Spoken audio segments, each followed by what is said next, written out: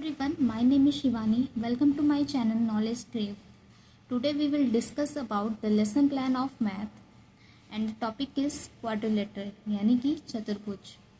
सबसे पहले हम विद्यालय का नाम लिखेंगे, फिर दिनांक, कक्षा 8, विषय गणित, प्रकरण यानी टॉपिक, चतुर्भुज यानी कि क्वाड्रिलेटरल।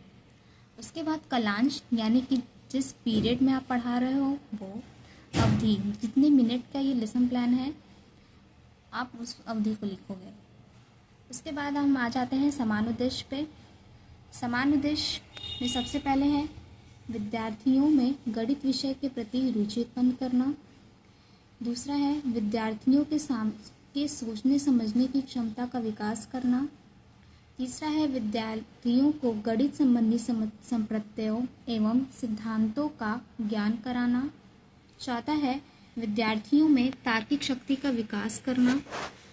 पांचवा है विद्यार्थियों में वैज्ञानिक दृष्टिकोण विकसित करना। उसके बाद है गणित के ज्ञान द्वारा विद्यार्थियों को जीविकोपार्जन हेतु सक्षम बनाना। सातवां है गणित अध्ययन के द्वारा छात्रों को एक विशिष्ट अनुशासन प्रदान करना। आठवां है विद्यार्थियों के व्यक्तित्व का सर्वांगीण विकास करना। एंड नेक्स्ट, विद्यार्थियों द्वारा समस्याओं को हल करने में उनके गति में वृद्धि करना। पांचवां है विद्यार्थियों की बौद्धिक शक्ति का विकास करना। उसके बाद हम विशिष्ट उद्देश्य पर आ जाते हैं।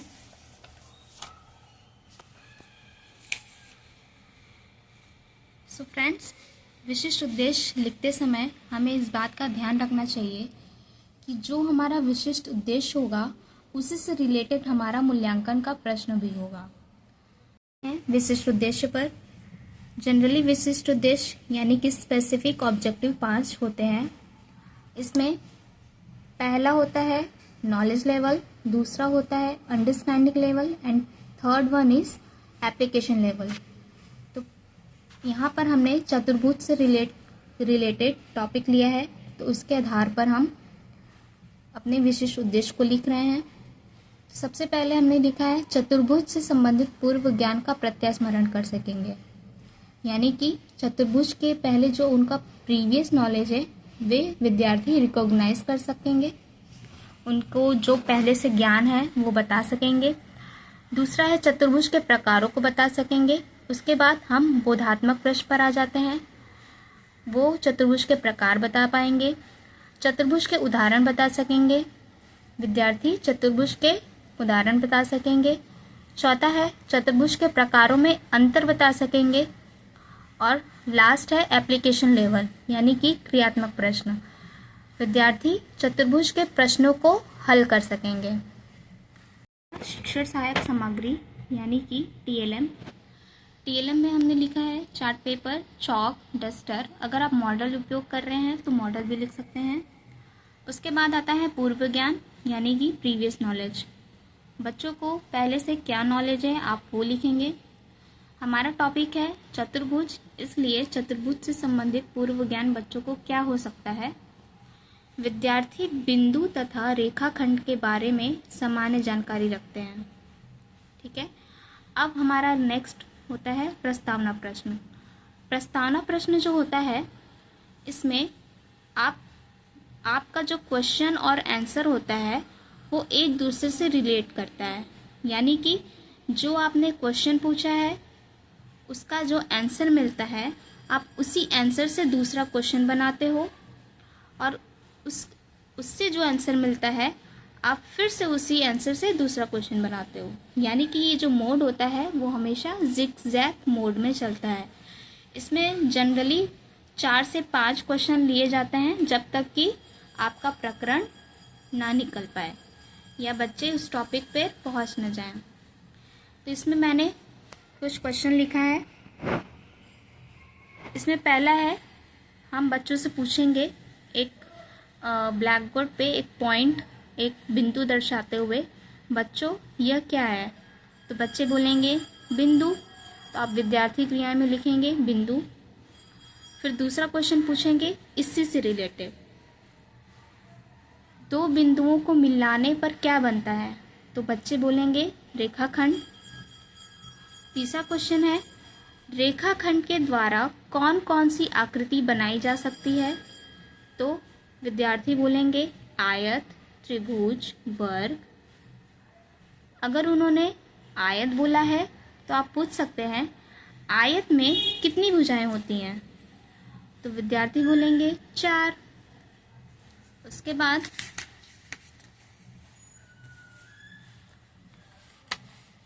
पांचवा क्वेश्चन है, 4 भुजाओं से घिरी हुई बंद आकृति को क्या कहते हैं?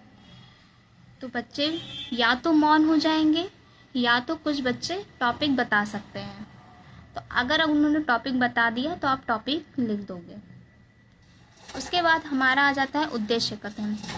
उद्देश्य कथन में हम लिखेंगे, अतः आज हम लोग गणित विषय के अंतर्गत चतुर्भुज नामक प्रकरण का विस्तृत अध्ययन करेंगे। लेसन प्लान में सबसे पहले हमें ये याद रखना है कि हमें अपने टॉपिक को पहले रिवील नहीं करना है, हमें अपने टॉपिक को विद्यार्थियों से निकलवाना है प्रस्तावना प्रश्न के थ्रू। इसके बाद है शिक्षण अधिगम व्यवस्था। इसमें 3 से 4 पॉइंट होता है। पहला शिक्षण बिंदु, दूसरा छात्राध्यापिका क्रियाएं, तीसरा विद्यार्थी क्रिया, चौथा शिक्षण विधि या प्रविधि। उसके बाद श्यामपट्ट कार्य भी होता है, आप वो भी एक कॉलम बना सकते हो। इसमें स्पष्टीकरण देने से पहले भी हम 2 क्वेश्चन पूछते हैं। इसमें मैंने 2 क्वेश्चन रखा है। पहला है, बच्चों मेरे हाथ में क्या है? चौकोर डिब्बा दिखाते हुए आप एक डिब्बा ले जा सकते हो और उसे दिखा के क्वेश्चन पूछ सकते हो। तो विद्यार्थी बोलेंगे डिब्बा। और दूसरा क्वेश्चन है, इस डिब्बे में कितनी भुजाएं हैं? तो विद्यार्थी बोलेंगे 4।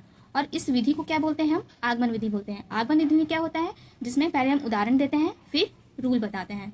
इसमें हमने पहले उदाहरण दिया है, ठीक है, उसके बाद हम रूल बताएंगे, इसलिए यहाँ पे लिखा है आगमन विधि। फिर हम यहाँ पे अपने टॉपिक का नाम लिख देंगे चतुर्भुज, फिर उसका स्पष्टीकरण देंगे। तो 4 भुजाओं से घिरी बंद आकृति को हम क्या कहते हैं? चतुर्भुज कहते हैं। चतुर्भुज में 4 भुजाएं, 4 शीर्ष, 4 कोण और 4 कोण होते हैं। चतुर्भुज के चारों अंतःकोणों का मान कितना होता है? 360 होता है। इसके बाद आप कोई एक मिनिएचर लगा सकते हैं।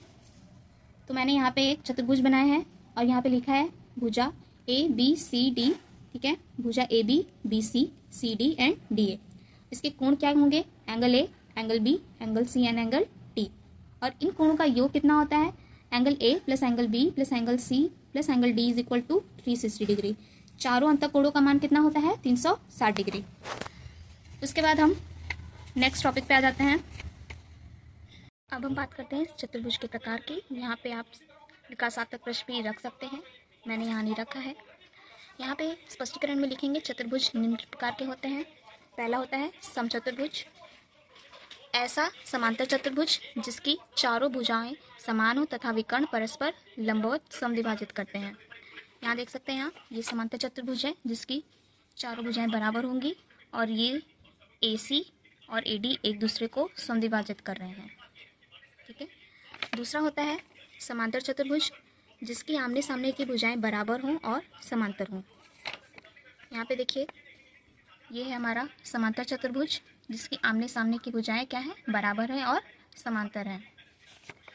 तीसरा होता है समलंब चतुर्भुज जिसमें सम्मुख भुजाओं का एक जोड़ा समांतर होता है तथा 2 विपरीत भुजाएं समांतर ना हो। सम्मुख भुजाएं मतलब सामने की भुजा। यहाँ पे देखिए, यहाँ AB के सामने की भुजा BC है जो कि समांतर है, लेकिन AD के सामने भुजा जो है CB है जो कि समांतर नहीं है। यहाँ पे आप ऐसे लिख सकते हैं। चौथा होता है वर्ग, ऐसा आयत जिसकी चारों भुजाएं समान होती हैं। ये देखिए, ये आयत है, सॉरी वर्ग है, इसकी जो चारों भुजाएं समान होती हैं और चारों भुजाएं 90 डिग्री का कोण बनाती हैं और इसके अंतःकोणों का मान भी कितना होता है? 360 होता है। इसके बाद आता है हमारा 5वां आयत, ऐसा समांतर चतुर्भुज जिसके प्रत्येक कोण समकोण होता है। ये देखिए, ये आयत है हमारा जिसका प्रत्येक कोण क्या होता है? समकोण होता है। और ये जो AB बराबर होगा DC के और AD बराबर होगा BC के। लास्ट है हमारा पतंग चतुर्भुज। तो पतंग वह चतुर्भुज है जिसमें आसन भुजाओं के 2 युग्म बराबर होता है। आसन मतलब क्या होता है? उसके सामने का। देखिए यहाँ पे इसके सामने का भुजा ये है, ये दोनों भुजाएं बराबर है और AD बराबर है AB के, ठीक है। इसके बाद आप यहाँ पे इसके बाद हम बोध प्रश्न पर आ जाते हैं। फिर से जो भी हमने बताया चतुर्भुज के प्रकार, उससे रिलेटेड क्वेश्चन पूछेंगे। समांतर चतुर्भुज किसे कहते हैं? बच्चे बोलेंगे जिसके आमने सामने की भुजा बराबर हो। फिर दूसरा क्वेश्चन पूछेंगे, आयत का कोई एक उदाहरण बताइए। तो बच्चे बोलेंगे डस्टर या फिर पुस्तक, वो कुछ भी बोल सकते हैं, आप जो बोलेंगे वो लिखेंगे। उसके बाद हमारा जो तीसरा टॉपिक होगा वो होगा चतुर्भुज का क्षेत्रफल तथा परिमाप। उससे पहले विकासात्मक प्रश्न पूछेंगे। पुस्तक कौन से चतुर्भुज का उदाहरण होता है? आयत का। आयत का क्षेत्रफल क्या होता है? तो बच्चे क्या हो जाएंगे? मौन हो जाएंगे। उसके बाद आप जितने भी चतुर्भुज हैं आप उसका क्षेत्रफल बताएंगे और उसका परिमाप बताएंगे। यहाँ मैंने एक एक करके सारे जो क्षेत्रफल और परिमाप है मैंने यहाँ पे लिखा हुआ है, आप देख सकते हैं।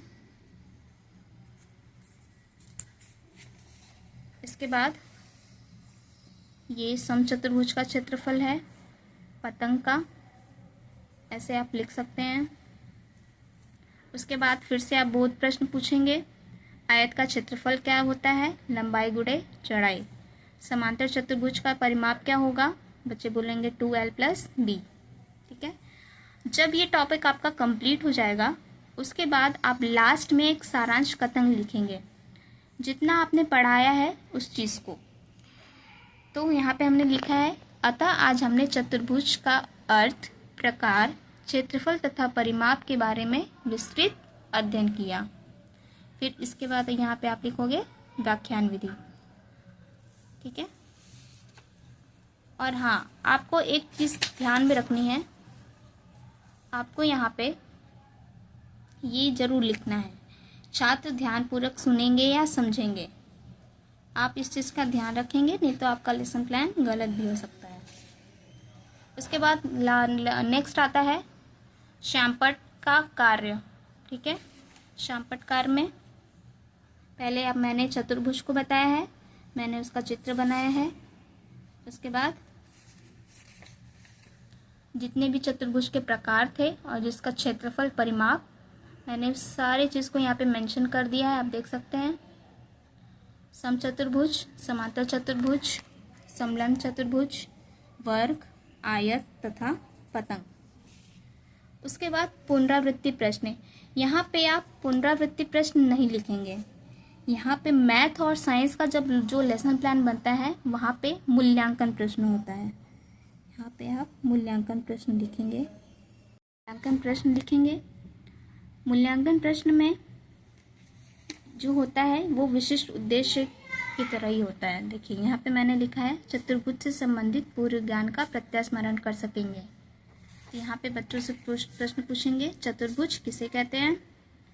दूसरा होगा चतुर्भुज कितने प्रकार का होता है? तीसरा होगा चतुर्भुज का उदाहरण बताइए।